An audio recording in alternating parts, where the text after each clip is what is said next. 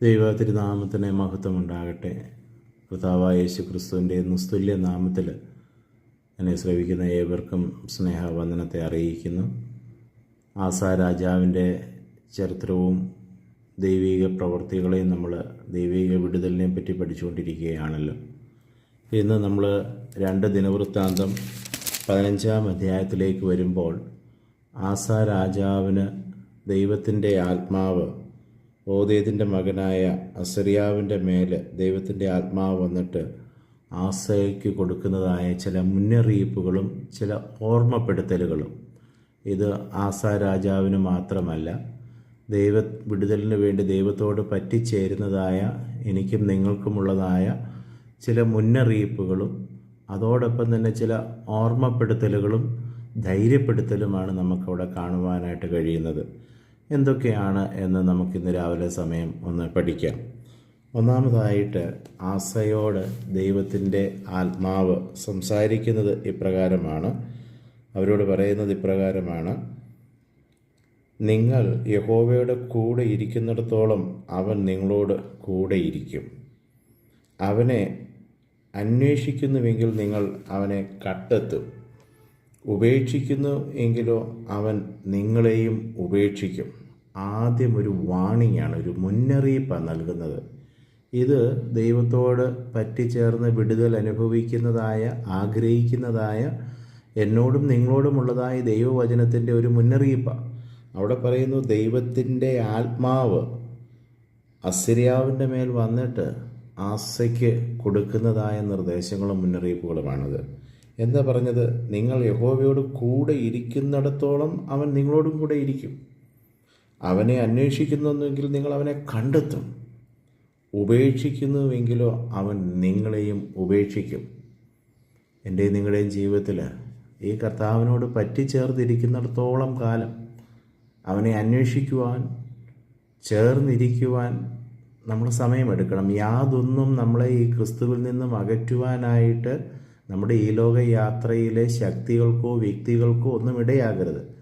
തുടർന്ന് നമ്മൾ ഈ ചരിത്രം പഠിക്കുമ്പോൾ ആസാ രാജാവിൻ്റെ ജീവിതത്തിൽ ആസാ ദൈവത്തിൽ നിന്നും അകലുന്നതായിട്ട് നമുക്ക് അവസാനത്തിലേക്ക് വരുമ്പോൾ കാണുവാൻ സാധിക്കും. അത് നമ്മൾ പിന്നീട് പഠിക്കാം. എന്നാൽ ഇവിടെ ഒന്നാമതായിട്ട് ദൈവം ഇതൊരു മുന്നറിയിപ്പാണ്. നമുക്കൊക്കെ ദൈവിക നന്മകളൊക്കെ നമ്മുടെ ജീവിതത്തിൽ പ്രാപിച്ചതിന് ശേഷം ഏതെങ്കിലും തരത്തിൽ നമ്മൾ ഈ ദൈവത്തിൽ നിന്നും അകലുവാൻ ശ്രമിച്ചാൽ, ഉപേക്ഷിച്ചാൽ നമുക്ക് വലിയൊരു നഷ്ടം ജീവിതത്തിൽ ഉണ്ടാകും എന്നുള്ള ഒരു മുന്നറിയിപ്പ്. ഉപേക്ഷിക്കുന്നെങ്കിൽ കർത്താവും ഉപേക്ഷിക്കും നിങ്ങളെ. നമ്മൾ അന്വേഷിക്കുന്നില്ല എങ്കിൽ നമുക്ക് കണ്ടെത്തുവാനായിട്ട് കഴിയില്ല. അപ്പോൾ എപ്പോഴും ചേർന്നിരുന്ന് കർത്താവുമായിട്ടുള്ളതായ ആ സ്നേഹബന്ധത്തിൽ നിലനിൽപ്പാനായിട്ട് ഓർമ്മപ്പെടുത്തുന്നു, ഒരു മുന്നറിയിപ്പ് നമുക്ക് തരുന്നു. രണ്ടാമതായിട്ട് പറയുകയാണ്, എന്നാൽ നിങ്ങൾ ധൈര്യമായിരിക്കുവിൻ, നിങ്ങളുടെ കൈകൾ തളർന്നു പോകരുത്. ഇതും നമ്മുടെയൊക്കെ ജീവിതത്തിലേക്ക് തരുന്നൊരു മുന്നറിയിപ്പാണ്. നമ്മൾ പലപ്പോഴും പ്രതിസന്ധികളെ കാണുമ്പോൾ അധൈര്യപ്പെടാറായിട്ടുണ്ട്, നമ്മൾ ഭയപ്പെടാറായിട്ടുണ്ട്, ഭ്രമിച്ചു നോക്കാറായിട്ടുണ്ട്. അയ്യോ, ഇതെനിക്ക് സാധ്യമാകുമോ?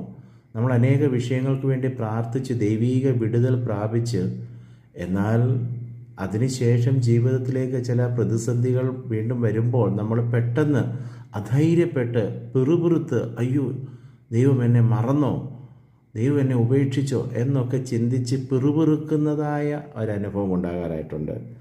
ഭയം നമ്മളെ തളർത്താറായിട്ടുണ്ട്. അതുകൊണ്ടാണ് പറയുന്നത്, നിങ്ങൾ ധൈര്യമായിരിക്കുവിൻ, നിങ്ങളുടെ കൈകൾ തളർന്നു പോകരുത്, നിങ്ങളുടെ പ്രവൃത്തിക്ക് പ്രതിഫലമുണ്ടാകും. അതേ പ്രിയമുള്ളവർ, ഒരു വലിയ അഷ്വറൻസ് നമുക്ക് തരികയാണ് ഇവിടെ, ഒരു വലിയ ഉറപ്പ് നൽകുകയാണ്. അവനോട് പറ്റിച്ചേർന്നിരുന്നാൽ വിടുവിക്കും.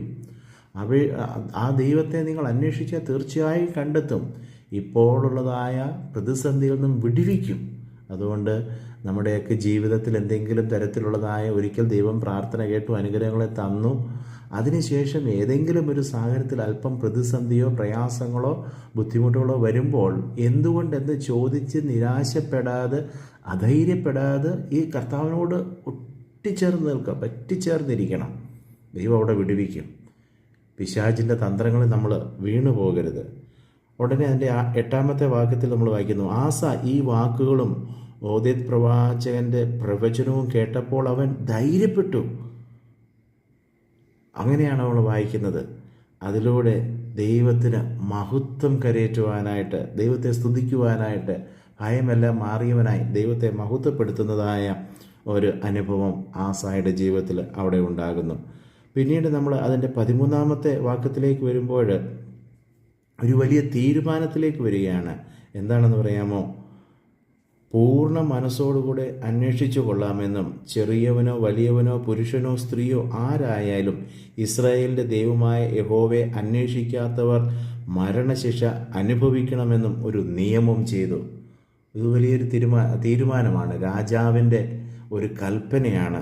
നോക്കിക്കേ, ധൈര്യപ്പെട്ട രാജാവ് ദൈവത്തിൻ്റെ ആലോചനയിൽ, ദൈവദൂതനിലൂടെ ലഭിച്ച ആലോചനയിൽ ധൈര്യപ്പെട്ടിട്ട് ദേശത്തിന് വലിയൊരു കൽപ്പന പുറപ്പെടുവിച്ചിട്ട് എല്ലാവരോടും പറയുകയാണ്, നിങ്ങൾ ഈ ദൈവത്തിൽ മാത്രം ആശ്രയിക്കുവാനായിട്ട്. ആ ദൈവത്തിൽ മാത്രം ആശ്രയിച്ച് നമ്മുടെ ജീവിതം മുൻപോട്ട് നയിക്കുമെന്ന് ഒരു സത്യം ചെയ്ത് പ്രതിജ്ഞ ചെയ്യുകയാണ് എന്ന് നമുക്കവിടെ കാണുവാനായിട്ട് കഴിയുന്നു. അത് ആസായുടെ ജീവിതത്തിൽ ഒരു വലിയ അനുഗ്രഹമായി മാറി. അതുമാത്രവുമല്ല പ്രിയമുള്ളവരെ, ആ സത്യത്തിൽ നിന്ന് വ്യതിചലിക്കുന്നവരാരായിരുന്നാൽ തന്നെയും ദൈവത്തോടുള്ള നീതി നിലനിർത്തുന്നതായിട്ട് നമുക്ക് കാണുവാൻ സാധിക്കും. ഒരു വിട്ടുവീഴ്ചയില്ലാത്ത വിശ്വാസം, ഒരു പറ്റിച്ചേരലിനെയാണ് കാണുവാൻ കഴിയുന്നത്. എനിക്ക് അതിൻ്റെ അകത്ത് 16-ാമത്തെ വാക്യം, 2 ദിനവൃത്താന്തം 15-ന്റെ 16-ാമത്തെ വരുമ്പോൾ എനിക്ക് ഒത്തിരി ഇഷ്ടപ്പെട്ട ഒരു കാര്യം, ദൈവീകമായ ആലോചനകൾക്ക് സ്വന്തം അമ്മയായിരുന്നിട്ട് പോലും ഒരു വിട്ടുവീഴ്ച മനോഭാവമില്ലാതെ പ്രവർത്തിച്ചു. അവിടെ ഇങ്ങനെ വായിക്കുന്നു, ആസ രാജാവ് തൻ്റെ അമ്മയായ മയഖയെയും അവൾ അശേരയ്ക്കൊരു മ്ലേച്ഛ വിഗ്രഹം ഉണ്ടാക്കിയത് കൊണ്ട് രാജ്ഞി സ്ഥാനത്ത് നിന്ന് നീക്കിക്കളഞ്ഞു. അവളുടെ മ്ലേച്ഛ വിഗ്രഹം ആസ വെട്ടി തകർത്ത് കിദ്രോൻ തോട്ടിലൊക്കെ വെച്ച് ചുട്ടുകളഞ്ഞു. എന്തോ ഒരു വലിയ തീഷ്ണതയാണ് ഇവിടെ നമുക്ക് ആസ രാജാവിലൂടെ കാണും. ദൈവത്തിൻ്റെ സന്നിധിയിൽ എടുത്ത തീരുമാനത്തിൽ ഉറച്ചു നിന്നുകൊണ്ട് സ്വന്തം അമ്മയായിട്ട് പോലും ഒരു വിട്ടുവീഴ്ച, ഒരു കോംപ്രമൈസ് ചെയ്യാതെ ദൈവത്തോടുള്ളതായ എടുത്ത തീരുമാനത്തിൽ പറ്റിച്ചേരുന്നതിൽ, ദൈവത്തിൽ ആശ്രയിക്കുന്നതിൽ, അതോടൊപ്പം തന്നെ ദൈവത്തെ മഹത്വപ്പെടുത്തുന്നതിൽ, വിശുദ്ധ ജീവിതം നയിക്കുന്നതിൽ വളരെ ശക്തമായ ഒരു തീരുമാനമെടുത്ത് മുന്നോട്ട് പോകുന്നത് നമുക്ക് കാണുവാനായിട്ട് കഴിയുന്നുണ്ട്. അതേ പ്രിയമുള്ളവരെ, എങ്ങനെയുണ്ട് നമ്മുടെ ജീവിതം? ഇടയ്ക്കങ്ങാനും എവിടെയെങ്കിലുമൊക്കെ നമ്മളൊരു വിട്ടുവീഴ്ചയും കോംപ്രമൈസും ഒക്കെ ചെയ്താണോ നമ്മുടെ വിശ്വാസ ജീവിതത്തെ നയിക്കുന്നത്? അങ്ങനെയെങ്കിൽ നമുക്ക് ഒരു വിടുതൽ ലഭിക്കുകയില്ല. ഈ ലോകത്തിലെ ഒരു ശക്തിയുമായും ഒരു കാര്യത്തിലും ദൈവികമായ പദ്ധതികളിലൂടെ ജീവിക്കുന്നവർക്ക് വിട്ടുവീഴ്ച, കോംപ്രമൈസ് ചെയ്യുവാനായിട്ട് കഴിയുകയില്ല എന്ന് ആസായുടെ ഈ ജീവിതത്തിലൂടെ നമുക്ക് കാണുവാൻ സാധിക്കുന്നു. അതുകൊണ്ട് ദൈവത്തിൻ്റെ ആത്മാവ് ആസായിലൂടെ നമുക്ക് തരുന്നതായ ഈ ദൈവികമായ ആലോചനകളെയും മുന്നറിയിപ്പുകളെയും ഒക്കെ നമുക്ക് ഏറ്റെടുത്തുകൊണ്ട് നമ്മുടെ വിശ്വാസ ജീവിതം ധൈര്യപൂർവ്വം മുൻപോട്ട് നയിക്കാം. ദൈവം നമ്മളെ അനുഗ്രഹിക്കട്ടെ. അതേ ഞങ്ങളുടെ നല്ല കർത്താവേ, ആസാ രാജാവിൻ്റെ ജീവിതത്തിൽ ദൈവത്തിൻ്റെ ആത്മാവിലൂടെ ലഭിച്ച ആലോചനകളെ കൈക്കൊണ്ടു, ദൈവത്തിൽ ആശ്രയിച്ചു, ധൈര്യപ്പെട്ടു.